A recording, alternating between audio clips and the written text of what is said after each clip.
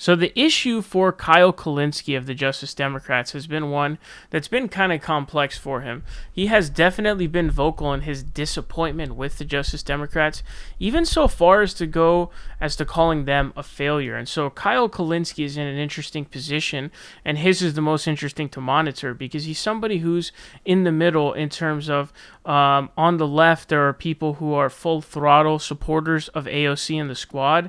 And then on the other side, there's your Jimmy Dores of the world who just hate the squad. They're sellouts. They're whatever. They're corrupt. They're Nancy Pelosi, blah, blah, blah, whatever. He's somewhere in the middle where he may be leaning a little bit towards, he was leaning towards the squad members, obviously, before. But now he's, I would say, downright in the middle, maybe even kind of getting into the more of the territory of the Jimmy Dores of the world, where he's now basically saying, the one thing that he's not saying is that they're corrupt. That's the one thing that he is not saying. He is instead actually saying that they've just failed, essentially. But, he made a video where she goes on, AOC that is, goes on to Morning Joe, and Morning Joe is saying, why don't you fight for this stuff? And she's saying, we're working behind closed doors. And there was something that really ticked off the Secular Talk viewers, or at least the comment section, and that is that Kyle Kulinski says that, third party's failure is a self-prophecy. Go ahead, check it out. Nancy Pelosi? So why are you fighting it on their turf? I just think it's naive to think, like, oh, if we just go along to get along, we'll get more wins that way. Because those fuckers will lie straight to your face. Oh, yeah, I believe in the same things you believe in. No, they don't. No, they don't. And by the way, for the 9,000th time, this is the part where a lot of you disagree with me, but you're fucking wrong. They are not corrupt. Corrupt means they take money from donors and they do the bidding of the donors. They're not doing that. They are naive and incredibly weak. And they're definitely afraid, too, that if they play the outside game, that the media will smear them from now until forever. And they're right about that, but you can fight back and you can smear back, and it doesn't matter that you're not part of the cool kids club anymore. That doesn't matter. It doesn't matter that a lot of people are going to hate you and try to make you out to be the boogeyman, and they're going to say you're with the Republicans when you do obstruction stuff. That doesn't matter. You can speak for yourself. You can respond. You can fight back. But again, and this was my problem, is I fucked up because we didn't really vet for leadership qualities. We only vetted for, do you agree with us on the policies? They agree with us on the policies. Great. They agree with us on the policies and they were likable enough to get elected. We're good. But turns out you need a lot more than that. Not only do you need to agree on the policies, you need to have real strong leadership qualities where you're willing to take the fire, the incoming fire. And I just don't think they are. I think Washington has changed them. When I talk about they're not corrupt, I mean financial corruption. They're not taking money from donors and doing the bidding of the donors. But they are effectively rolling over for the people who are like that. So at the end of the day, it doesn't appear like there manifests as much of a difference if you're letting Pelosi and the corrupt ones run the show and you're barely making any changes and barely getting anything done, if getting anything done at all. So I need everybody to understand there's a qualitative difference between being corrupt and being naive and weak, and they are definitely naive and weak. And that's not a defense of them, it's just an objective statement of what is true. So either way, this is the most heartbreaking thing yet that she's done, Fatagy. But they're not doing it. And the final point I'll make is this. It's funny that people... It doesn't matter how clear you are when you say stuff. If people have a perception of you, sometimes they cling to it like a kid to a fucking safety blankie. And it's hilarious that people listen to my really poignant criticism of the group I fucking co-founded, and they think, he's just a regular Democrat. He's always going to defend the Justice Democrats. Does this sound like I'm defending them to you right now? Does this sound like I'm defending them to you? I'm doing anything but defending them. Every bridge I had to these people has been completely burned 8 times over. And people will still say, he's just fucking Justice Democrat. He's always going to defend them or whatever. Nonsense. But I will say this, because everybody who hears this, then they have this silly idea of like, well, then obviously the answer is like a third-party approach. Just because this didn't work well does not mean that The further pipe dream is going to work. Because I got news for you.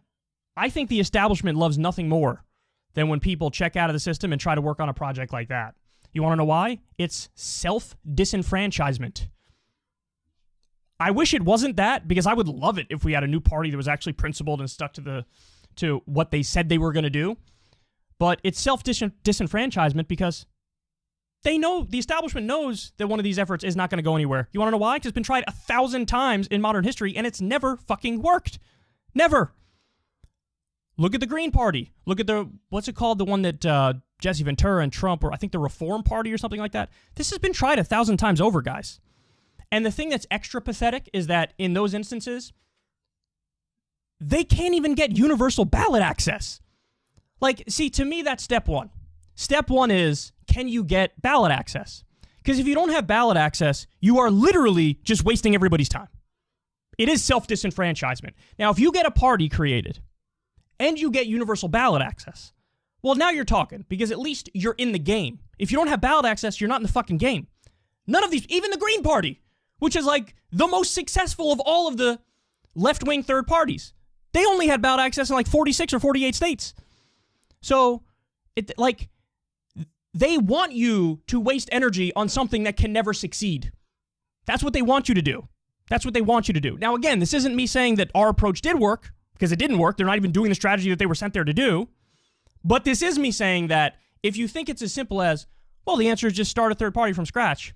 Again, I brought this example up 1,000 times, but that's like saying, yeah, we'll just get RC Cola to be more popular than Pepsi and Coca-Cola.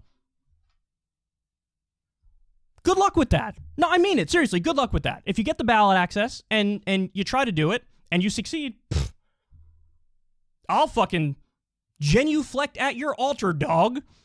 But I find it really silly that people who otherwise consider themselves like truth tellers are not being honest about the prospects of doing it that way. And this idea, like, why is it viewed that, like, well, you guys failed, but third parties didn't fail? Not only did they failed way worse and way earlier than we failed. I'm not kidding about that. Like, go ahead, you look. When were all these third parties, left-wing third parties created? And how many people have they gotten elected? Somehow they get a mulligan and none of their failures count, but ours do count? That makes no sense. How long have these parties existed? How many Green Party members or People Party members do we have at the state level anywhere? Even the state level anywhere. How many do we have in Congress? How many do we have in the Senate? You can't even get a congressman or a senator elected, and people think there's going to be like a president who gets in there in how long? Obviously, nobody in their right mind can believe it could happen now or in the next election cycle or the one after that. What is it, 100-year project? Do we have 100 years to waste? And so there's people who are like mad at Nina Turner, for example, for running as a Democrat. That's literally the dumbest thing I've ever heard in my life. There it is, guys. There it is. I'm more than happy to admit that the Justice Democrats experiment failed. But you know what else has failed? The third-party efforts. They failed, and they failed way worse. They never got anybody fucking elected. They can't crack fucking 5% in a general election. So, it's all failed. But that doesn't mean you stop working. You still keep fighting. You still try the all-the-above approach. So a lot of Kyle Kulinski fans are also Jimmy Dore fans. And this Secular Talk comment section on the video, AOC admits she won't fight Biden and corporate Dems publicly, definitely turned on Kyle Kulinski because they were basically going off on him because they want him to go full throttle. They want him to go the full 9 and essentially say, they are fully corrupt. You are wrong to say that they are not corrupt. You are completely wrong. Some people calling him a coward even for doing this. And so, this one says, for example, corrupt doesn't only mean that they're taking corporate PAC money. By the way, it's not PAC like a pack of gum. It's PAC as in Political Action Committee, PAC. It also means that they willingly don't fight for what's right for personal gain according to the actual definition of corruption. On this point, Kyle, you're wrong. Sorry, Kyle, they don't actually believe in go along to get along. They are not that stupid. They are careerists. So this seems to be what a lot of people think, is that it's essentially a personal gain thing.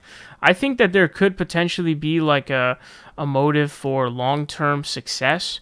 which could make sense. I don't know if I would say that they're careerists. I would say that they have been a little bit disappointing, certainly. A lot of people saying that that was essentially betrayal. This one says the squad are frauds and sellouts. You're right. They're not taking corporate money, but they're taking $174K salary. It's not really crazy in that world at all. That's not really much at all for them, especially if they have to have, two living spaces in most expensive areas ever. The best healthcare taxpayer money can buy. Pension, no one in America have pension, but Congress does. AOC got caught giving money to conservative Democrat. Why? Maybe someday she can get their votes for speaker. Saying that she's a mama bear. This is progressing to betrayal and backstabbing. If we had ranked choice voting, we could get a third party elected.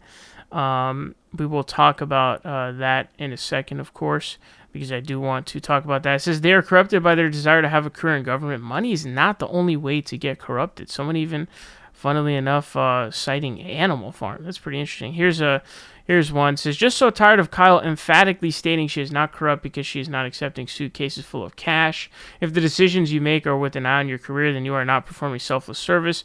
You are self-serving. Kyle is defining corruption narrowly and inaccurately. There are all kinds of corruption, including soft corruption. Chris Hedges, when asked by BJG about AOC action, replied, while allowing it is difficult to be in Congress, she chose career. Kyle, at one point, even went beyond their weak, lack strategy and said they're all corrupt, but has since reversed himself. So this is obviously a Jimmy Dore fan, of course, so that's who most of these people are. This one says AOC is a Kamala Harris progressive. Here's one. It says, this is one of those rare times when Kyle is so far up his own ass that he can't see the squad for what they really are, namely self-serving sycophants to the Democratic Party, which will never be reformed. This one says, she's comfortable where she is, Kyle. Yes, Kyle, you are defending them. Stop making excuses for them. They are frauds. Kyle is trying to have it both ways here. Critical while still having a soft spot for those just Dems. Jimmy Dore once again right about them. You're being much kinder than he is. They're not naive, Kyle. Having some power and money changes people. Saying she's a careerist. Kyle, they know fully well the leverage they have. They know and they choose not to use it. It's over. You defend them by not calling them corrupt. You defend them by saying their malicious actions are miscalculations. You defend them by defending your failed strategy. So you can see that there are a lot of comments here. Basically, they're very upset with Kyle since his calling the squad naive and weak is gaslighting, like Cenk calling Joe Biden a do-nothing Democrat. I don't believe that either Kyle or Cenk believe their description. So a lot of people here, this one saying that, disagreeing with the idea that they are not corrupt. So, Kyle, you still believe that just Democrats can change the Dem Party from within, but next time you just need to vet less naive progressives? Here's something to chew on. When less naive progressives, leadership qualities that transcend Twitter fandom become interested, represent the people, they won't be trying to change the Dem Party from within. They'll be pulling the Dem Party back left from outside. From the left, go on board. So a lot of these people are third-party people, of course, and so there are a lot of people who are pissed off at Kyle because they want him to go the full 9 and basically say that, okay, you need to call them corrupt. Okay, they need to be called out for corrupt. I'm not really sure even how you come back from the corruption criticism here, once you levy that kind of a criticism towards somebody. But what's interesting, obviously, is the question of whether or not a third party is truly viable in the United States. The answer is obviously no. The way that the U.S. system is set up is totally not conducive to third parties, and ranked choice voting would severely help.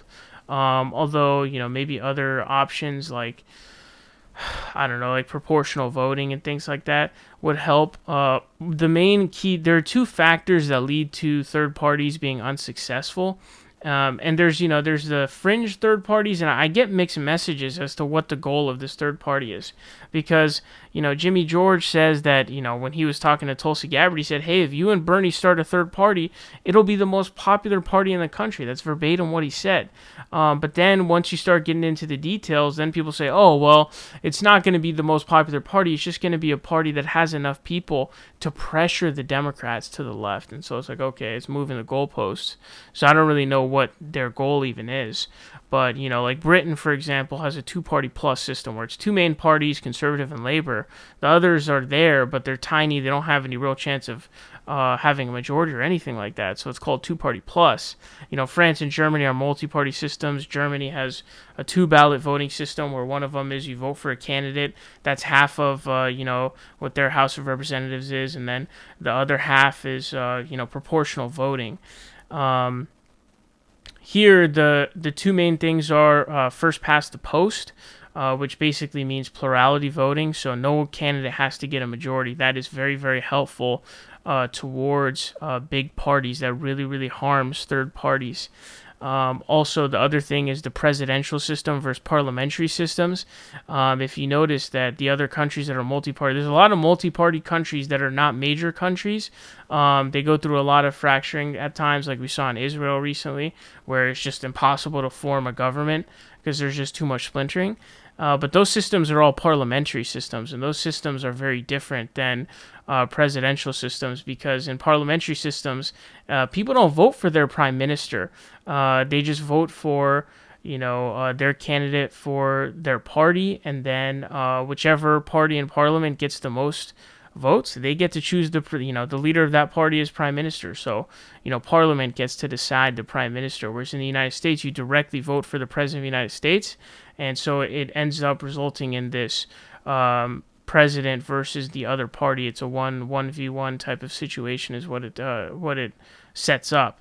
And so, obviously in a parliamentary system, you have to be a member of parliament to be prime minister. In the U.S., you can't be part of Congress and president. Those are differences between parliamentary and presidential systems. So the third party, without any serious changes to the system, will be complete failure. We've seen that with the Green Party. It's got 0 federal representatives in its history. It can't crack 5%. Third party would be a complete waste of time. And so if you're calling AOC and them corrupt, all of that stuff, and I understand if you're pressuring them and criticizing them for not being strong enough, but the thing is, you honestly don't have anything left. And I think that's what Kyle is doing here. I think he knows, fuck, what is left? If I go full throttle and say AOC is a sellout, what do I have left? What is my vehicle to moving stuff left? Some bullshit third party that's going to get negative 5,000 votes?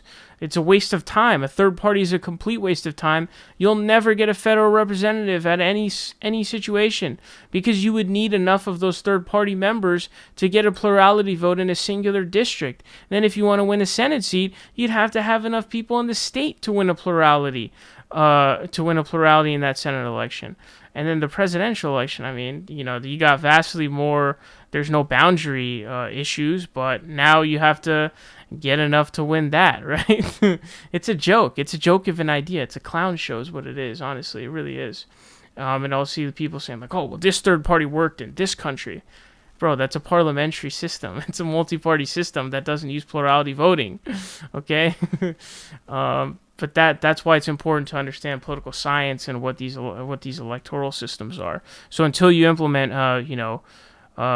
ranked choice voting or some other form of voting, you're just wasting your time with a third party, and you'd be better off getting crumbs from AOC and them, or maybe trying to do more constructive criticism, not calling them corrupt, to jerk yourself off and feel like you're this Super Saiyan progressive who just big fighter. I just fucking jerk my cock all day with my progressiveness. It's just, it doesn't make any sense. I understand criticizing them in a constructive way. Totally fine. Totally get that. But going full throttle and being oh, fucking Nancy Pelosi, all this stuff, not only is it dumb, and I would say it's wrong, it's also, from the perspective of somebody who's a left-winger trying to get stuff done, it's literally the dumbest thing you could do, because then you're left with nothing. What are you going to do? Go get your YouTube friends on Jimmy Dore channel, create a third party, and then get 5 votes in an election? And then what's going to happen? You think Jimmy George, you think the candidates that run in the People's Party are going to be good for Jimmy George? He thought that Bernie Sanders was progressive, Elizabeth Warren, Tulsi Gabbard. He thought AOC, all of these people were progressives. And they turned out, in his view, not to be progressives. What does that tell you about his judgment? The only real logical conclusion of Jimmy Dore's entire life is Jimmy Dore running for God Emperor of the planet. That's literally it.